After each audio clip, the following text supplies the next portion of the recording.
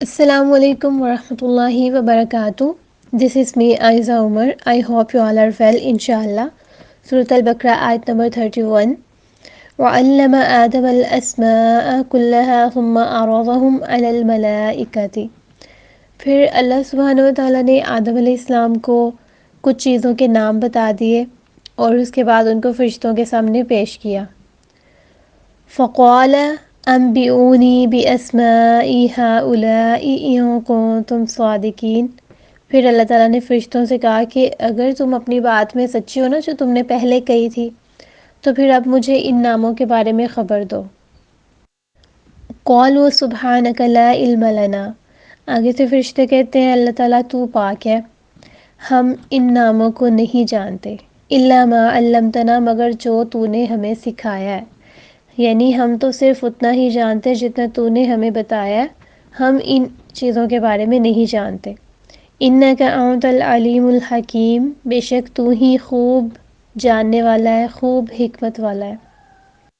یہاں اگر کسی انسان کو امیجن کرے نا تو ایسا لگتا ہے کہ اگر کسی انسان سے پوچھا جاتا نا کہ ان کے نام بتاؤ تو اس کو نہ بھی پتہ ہوتا وہ پھر بھی بتانے کی کوشش کرتا، کیونکہ وہ اپنے آپ کو سچا کہلوانے کی پوری کوشش کر سکتا ہے. لیکن فرشتوں کی فرما برداری دیکھیے کہ وہ فوراً سے اعتراف کرتے ہیں کہ اللہ تعالیٰ ہم نہیں جانتے. انہوں نے بتانے کی کوشش بھی نہیں کی، کچھ بھی نہیں کہا، صرف اور صرف فرما برداری کے ساتھ انہوں نے اعتراف کر دیا.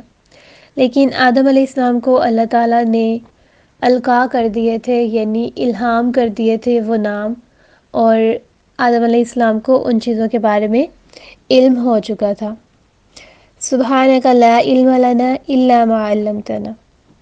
سیدنا ابو ذر رضی اللہ تعالیٰ عنہ سے روایت ہے، کہتے ہیں کہ مجھے رسول صلی اللہ علیہ وسلم نے فرمایا کہ میں تمہیں اللہ تعالیٰ کے سب سے محبوب کلام کی خبر نہ دوں. بے شک اللہ تعالیٰ کو جو سب سے زیادہ کلام محبوب ہے وہ ہے سبحان اللہ و بحمدہ.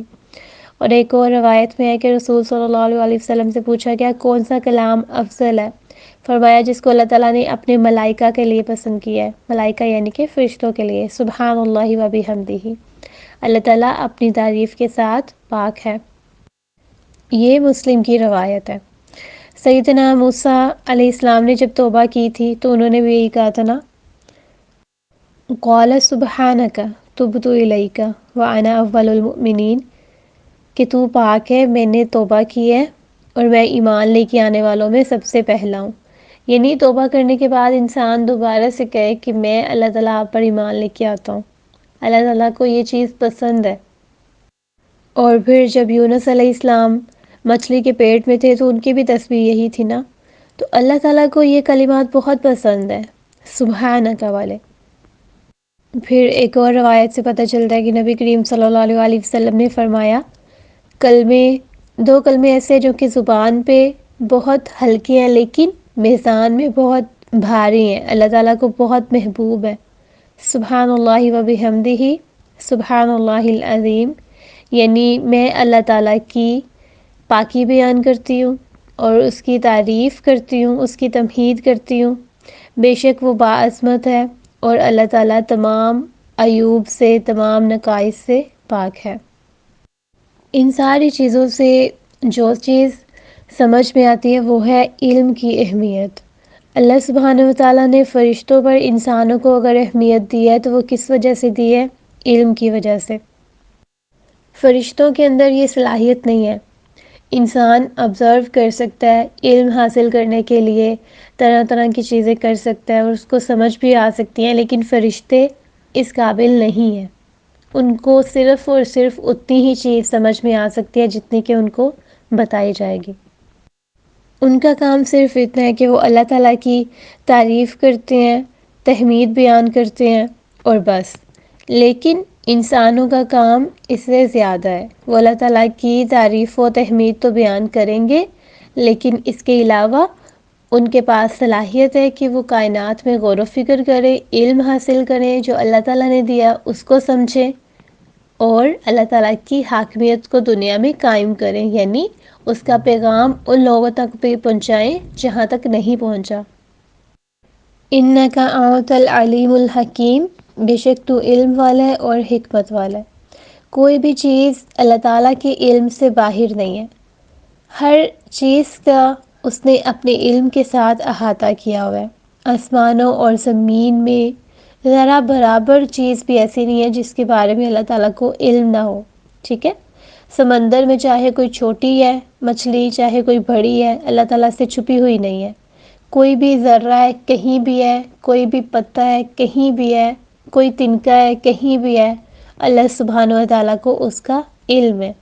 اور کوئی بھی چیز اس نے ایسی پیدا نہیں کی جو کہ حکمت سے خالی ہو، اس نے کوئی حکم ایسا نہیں دیا جو کہ حکمت سے خالی ہو۔ مخلوق میں سے کوئی بھی اس کی حکمت سے باہر نہیں ہے، کیونکہ وہ کمال حکمت والا ہے۔ اللہ تعالیٰ نے اپنی حکمت سے انسان کو علم الاسماء دیا، یعنی اپنے ناموں کا علم دیا، اس کا فیصلہ کیا، جبکہ فرشتوں کو اس سے محروم رکھا ہے۔ حکمت کسی چیز کو اس کے مقام پر رکھنے کو کہتے ہیں جس کے وہ لائق ہو۔ فرشتوں نے اللہ تعالیٰ کے علم اور اس کی حکمت کا اقرار کیا، اس کا اعتراف کیا کہ وہ کسی بھی چیز کے علم سے قاصر ہیں، مگر جتنا کچھ اللہ تعالیٰ نے ان کو سکھا دیا۔ تو فرما بردار انسان وہی ہوتا ہے کہ جب اس سے کوئی ایسی بات کی جائے جو کہ اس کے علم سے باہر ہے تو وہ پھر چپ چاپ اعتراف کر لے۔ انسان کو بھی چاہیے کہ بعض اوقات کچھ معاملات میں جو کہ اس کی سمجھ سے باہر ہوں، صرف اتنا کہہ دے کہ اس میں کوئی اللہ تعالیٰ کی حکمت پوشیدہ ہوگی، میں نہیں جانتی لیکن میرا رب جانتا ہے، جب صحیح وقت آئے گا تو مجھے اس چیز کا علم ہو جائے گا۔ ان چیزوں سے انسان کی زندگی آسان ہو جائے گی جب وہ اعتراف کر لیتا ہے کہ میں کمزور ہوں، میں ان چیزوں تک نہیں پہنچ سکتا، بلا شبہ یہ میرے رب کے فیصلے ہیں۔ جزاکم اللہ خیرا۔